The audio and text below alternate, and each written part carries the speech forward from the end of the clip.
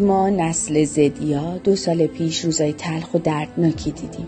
انقدر تلخ که فکر کنم هیچ وقت از ذهنمون پاک نشه. همون موقعش هم داشتیم میگفتیم چرا هیچ مسئولی از مهسا حرف نمیزنه؟ از خونه پایمال شده ی دخترها و پسرای جوان نمیگه؟ چرا هیچ کس ازمون دفاع نمیکنه؟ مگه ما آینده ایران نیستیم؟ حق هم داشتیم. اما بیایید قبول کنیم اون موقع هم اگر کسی در دفاع از ما حرفی زده به خاطر ناراحتیمون بایکوتش کردیم. ما مقصریم، بنده هم مقصرم. بالاخره ما با یک سری به اصطلاح چارچوب هایی که بردیم درست کردیم، نتیجه‌ای که به وجود آوردیم این نتیجه هم از نظر اسلامی، هم از نظر اجتماعی، هم از نظر اقتصادی مشکل ایجاد کردیم برای مردم. بعدم بلند میشیم هی به اون بد و بیرا میگیم. مقصر ما، این مقصر کسی دیگه نیست.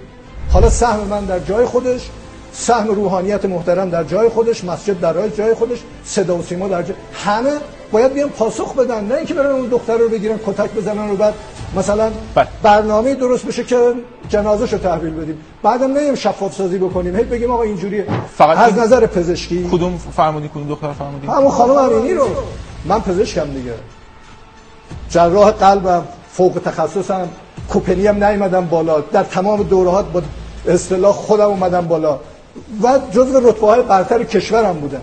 از نظر علمی اینجوری نیست. تنها کسی که با شجاعت توی صدا و سیما و مجلس از مهسا گفت همین پزشکیان بود.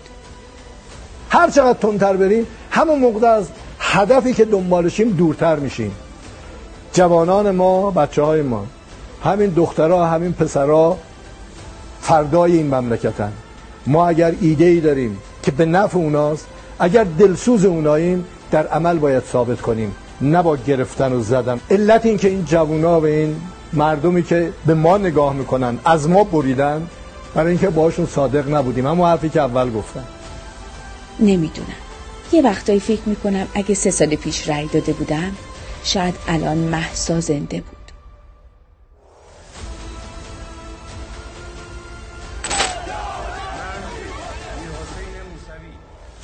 منم یه دایش هستیم.